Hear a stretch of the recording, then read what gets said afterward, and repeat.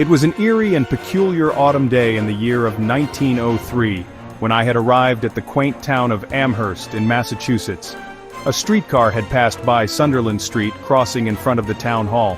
From the train station I had taken a carriage that was provided for me to escort me to the outside of the town, where I was to reach the estate of a Mr. Joshua Dickinson.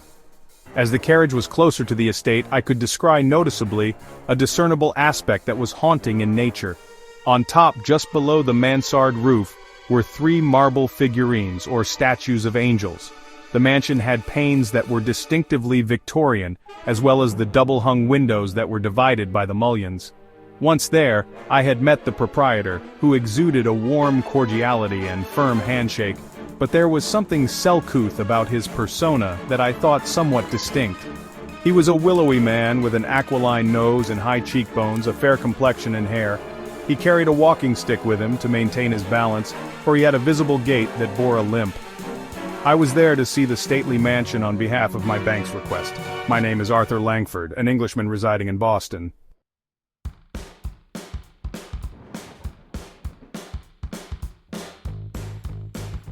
Inside the mansion, I was then escorted to my chamber that was on the first story of the home, not before I was able to see the intricate woodwork in the panels of the rooms clearly, the doorknobs and marble fireplace, the grand staircase.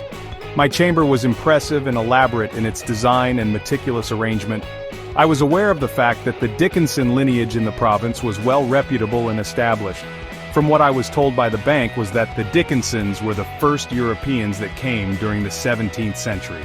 It was indeed something that I would inquire once I had settled in, and was able to speak to Mr. Dickinson in his private study, with no unwarranted interruptions to endure.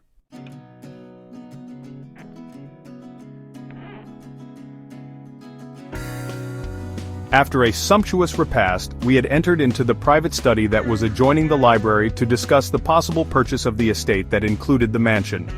I had expected to pay a lofty price for which I had prepared myself, and had brought my checkbook with me.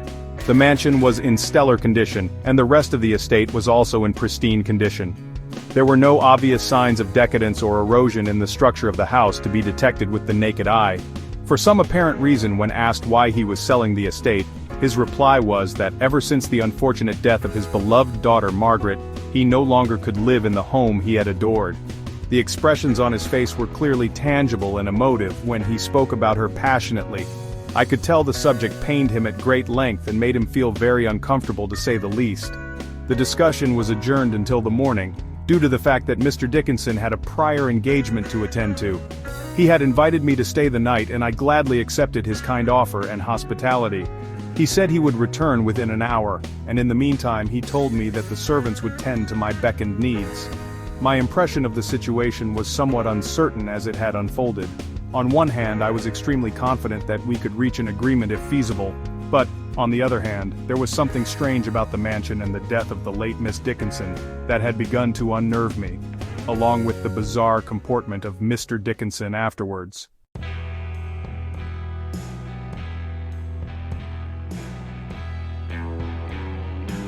I was in one of the corridors looking at a family portrait, when from the corner of my eye, I saw a flash of an image pass by the edge of the corridor.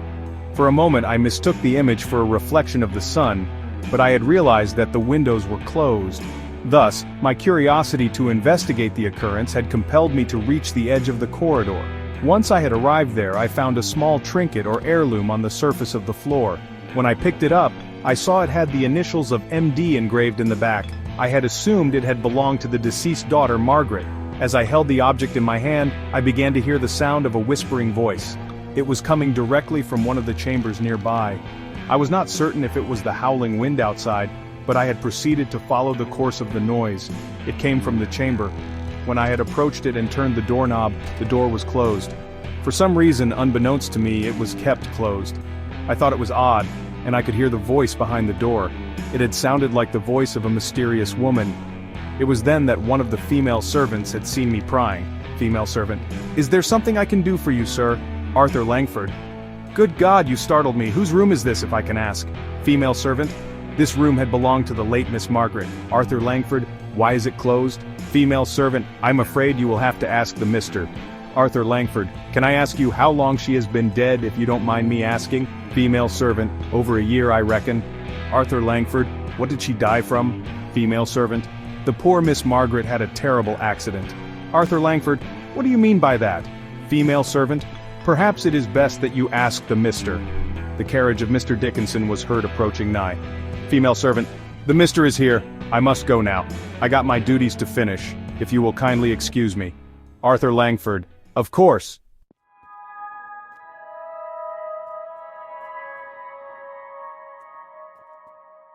I waited for Mr. Dickinson at the main hall, as he had entered the house and found me there. I was eager to know about the chamber that was closed, but I had an urgency to deal with, the matter that had brought me to his estate in the first place, the potential purchase of the property. Instead of the familiar surroundings of the private study, we went into the library to resume our prior conversation on the sale of the estate. We sat down, and he had offered me a drink. I was not much of a habitual drinker, but I did accept the token gesture as a sign of his formality. After all, I needed a drink to calm down a bit my anxiety. He too was a nervous fellow. Joshua Dickinson. What will it be, brandy or sherry, my good friend? Arthur Langford, I'll take a glass of sherry. Thank you, sir. Joshua Dickinson. What part of England are you from? Your accent is British, but I can't seem to recognize the origin of the accent. Arthur Langford. I am from Stratford, or to be more precise, Stratford-upon-Avon. Joshua Dickinson, the birthplace of Shakespeare. Arthur Langford. Yes, that is correct, sir. Joshua Dickinson. Tell me, Mr. Langford, what exactly, if I can ask, brought you to this country? You are pretty far away from your native land. You seem like an unassuming fellow. Arthur Langford. Well, sir, adventure. I wanted to come to America to prosper. My brother had emigrated here a decade ago and asked me if I was interested in joining him at the bank where we are both employed. Joshua Dickinson, that is an admirable adventure and rather bold, if I can say so. Do you like your stay in the country? What do you think about Amherst? Arthur Langford. Indeed, I enjoy America. As for Amherst, I must admit I have not had sufficient time to see much of the town. I shall have to reserve my judgment. Joshua Dickinson. And the estate? Do you find the house to be welcoming as I am? Arthur Langford. So far I must say I have. Joshua Dickinson. Good. Let us proceed to the transaction before I give you the deed, Mr. Langford. Arthur Langford. By all means, sir. After we had finished the transaction, I asked him about the mysterious room that was closed. Arthur Langford. Pardon my intrusive nature and inquisitive mind, but I had discovered a closed chamber nearby the corridor. Why is this chamber closed, sir? He had hesitated for a moment, as if he did not expect the question. His response was, Joshua Dickinson, you are indeed a rather curious fellow, Mr. Langford. He had paused, then continued. Joshua Dickinson, there are secrets that are best kept quiet. I did not think it was prudent to persist. Thus, I had desisted for the nonce. I would stay the night and leave in the early midday back to Boston. With the completion of the necessary transaction, my task had been accomplished. Normally I would be extremely satisfied about doing my diligence, but my keen fascination with the mystery surrounding the death of Miss Margaret was manifest. I had considered myself a man, with an acute awareness and proclivity for discovery, even though I began to sense an instinctive prescience of the approach of danger. From what? I was not certain of its nature. That was the daunting question. Once the property was refurnished in certain areas, the closed chamber would be reopened.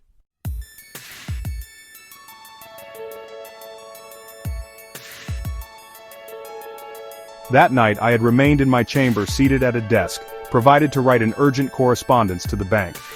I was supposed to stop in Cambridge the next day to handle another affair for the bank. As I was perusing the fine details of the deed, I began to hear the sound of a faint whisper close by. At first, I had dismissed the particular sound as the whistling wind, but the whisper then had intensified and became more audible. When I rose intrigued to investigate the source of the whispers, I could clearly hear the utterance of my name. The doorknob in my chamber was heard moving slowly, as if someone was trying to enter uninvitedly. I had reached for the doorknob, when suddenly the movement stopped. I cautiously opened the door afterwards and stuck my head in the corridor to see if anyone was there present. No one. Not even a soul, or so I thought. Once more my curiosity had convinced me to explore the strange occurrence. At that moment in time, a storm from afar had reached the estate. There was lightning at first, then thunder. I had proceeded to walk towards the closed chamber of the late daughter of Mr. Dickinson. When I had arrived, I noticed that someone had recently been there. due to the soily footprints on the ground. The question was who? It was then that the whispers of my name I heard anew. As I had stood before the door, I would be startled by one of the female servants again that had seen me. Female servant: "Sir, is there something I can do for you? Are you lost by chance?" Arthur Langford: "Good God, you startled me. I did not see you at all." Female servant: "I saw you standing before the door of the late Miss Dickinson." Arthur Langford: "The door? Yes indeed, I apparently had thought I heard a noise coming from behind the door." Female servant: "Noise, you said, sir. Like what?" Arthur Langford: "Like the sound of a whispering voice." Female servant: "Sir, it was probably the howling wind. There is a storm that is approaching. Do you not hear the sprinkle of the rain?" Arthur Langford: "Rain? Yes, it could have been the rain." Female servant: "Will you be needing anything before I retire for the night, sir?" Arthur Langford: "No, I am going to return to my chamber and attempt to rest, even though I doubt I can with the emergence of the rain." Female servant: "I'm afraid it is a common occurrence during this time of the year." Arthur Langford: "Common occurrence, what do you mean?" Female servant: "The storm, sir, I am referring to the storm naturally." Arthur Langford: "It must be the long hours and traveling that has made me weary and a bit confused. Good night." Female servant: "Good night, sir."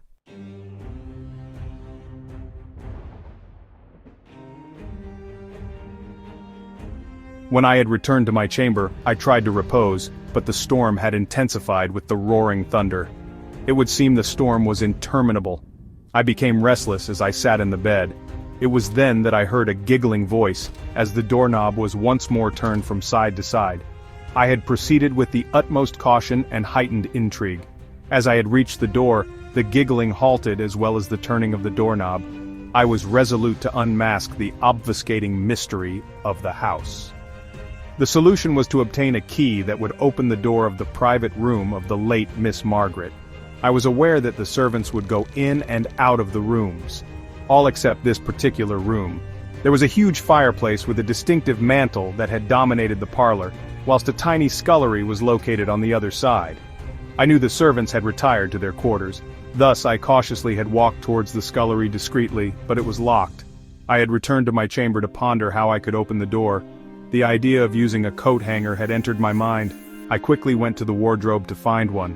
The chamber I was staying had shelving, a desk and dressing table as well. I had pulled one out and I immediately thought about heading to the mysterious room, but for some strange reason, I was locked from inside, by someone unannounced. The storm had begun to unnerve me more as I tried to concentrate on what was my next step. If I had called out to the stranger, I would awaken suspicion and the servants too. I had paced the floor of the room, thinking about the enigma of the mansion that was attached to the death of the daughter of Mr. Dickinson. I had paced and paced more by the minute, until I could bear no more. I was resolute to solve the pending mystery. In the morning I would try to open the door of the chamber of Miss Dickinson. I would sleep very little that night, for the storm had disquieted my night and troubled my mental faculties. The following morning I was awakened by the noise of the servants that were up and about doing their daily duties. Unbeknownst to me, someone had unlocked the door of my room. My immediate thoughts were gaining entrance to the room, but I had to remind myself that I had to deal with the matter that had brought me to the Dickinson estate in the first place, the business of the property.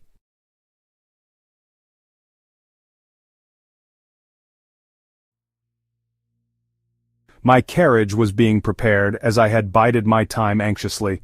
I was supposed to head to Cambridge after all. I knew that I had some time in between my expected departure. I then proceeded to go to the room and was able to open the door. I made certain that nobody was observing me. Once I had entered stealthily, I saw a mahogany chest of drawers with a trace of magenta blood next to the brass bed. The windows were shut tight and the blue draperies were closed. The furniture was polished and had remained in its superb condition, but there was something noticeable in the room that stood out: a lone wooden rocking chair. A peculiar sentiment had prevailed over me. It was one of a haunting intuition that brought a cold chill down my tingling spine. I was uncertain of the reason for this awkward sensation I was experiencing. As I had approached to investigate more the mystery, the rocking chair began to move side to side suddenly. I could hear the sound of the chair in clear movement. I had stopped in my steps for a moment before I advanced. When I did, the rocking chair had ceased its inexplicable movement. A daunting silence had occurred next that discomfited me. I had felt a queer breath upon my bare neck, of a creepy presence of an invisible and unknown stranger. Something or someone had entered the room uninvitedly, and had arrested my attention. Abruptly, the creak of a floorboard broke the silence and had interrupted the sequence of events. The breathing had intensified as I started to walk back towards the entrance of the room, but the door had closed. When I had turned around, I saw at last the guise of the hideous ghost that was the late Margaret, the daughter of Mr. Dickinson. At first the ghost was no more than a sudden chill drifting within the air, a shimmer of ethereal mist diffused. The wallpaper began to peel with the rising damp, becoming slightly out of focus like an undeveloped photograph revealed.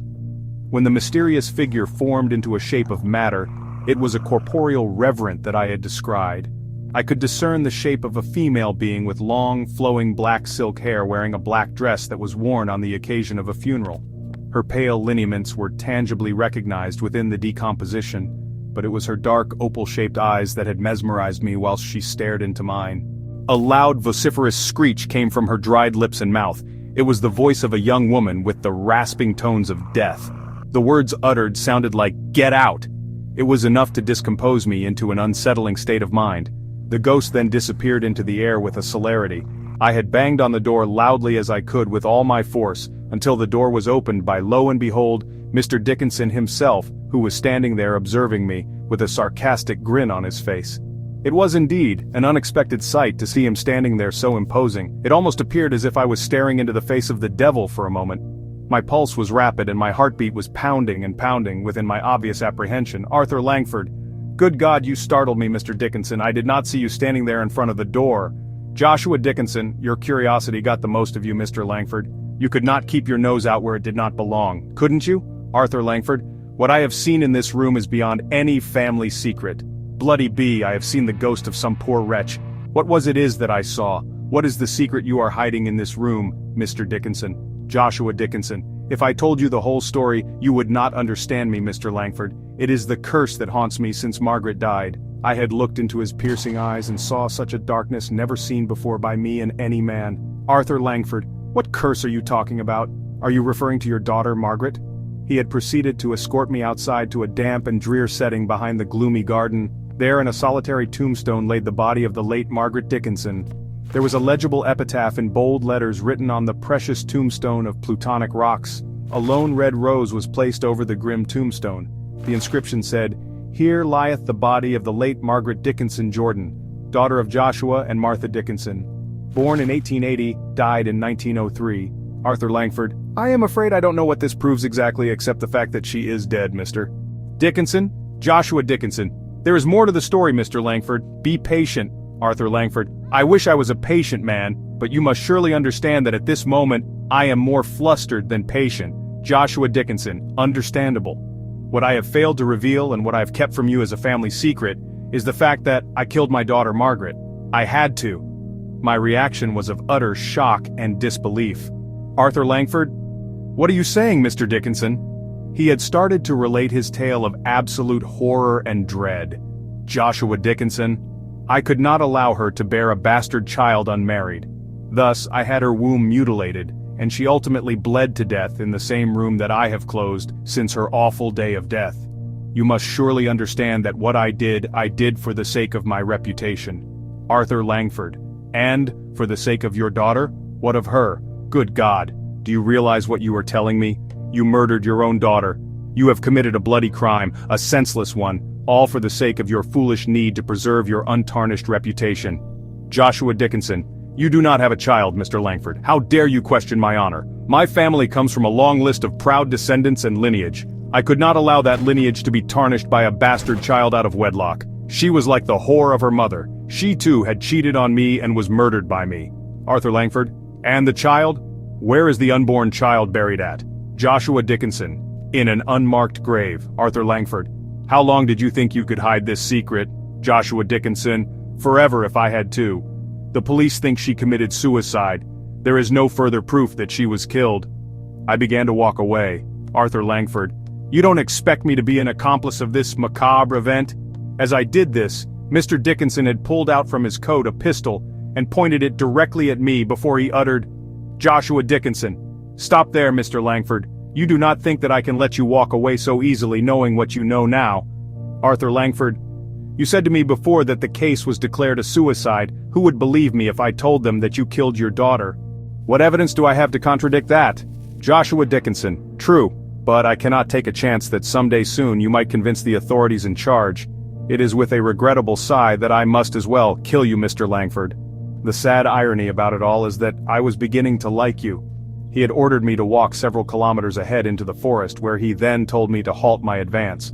I knew as I had walked that he would ultimately murder me. I knew I had to react quickly if I was to save myself from the clutch of death.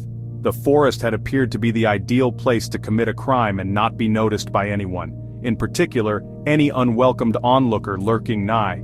Joshua Dickinson, stop here, this is a perfect spot. Who will hear the shots?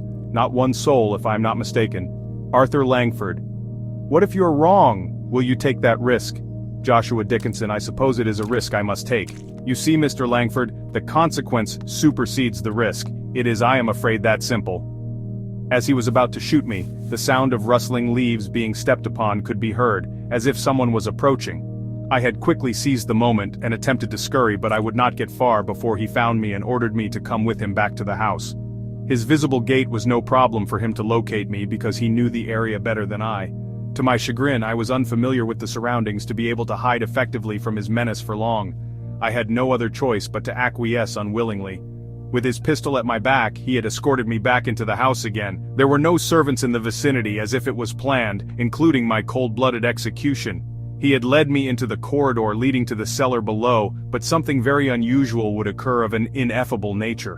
When we were reaching the door of the cellar, it would not open. Mr. Dickinson had tried and tried to open it, but to no avail. It was then, when the sound of deep breathing could be heard, and the footsteps of a stranger coming closer to us by the second. Mr. Dickinson had paused for a moment to listen, sensing the presence of a familiar foe to him. It was low.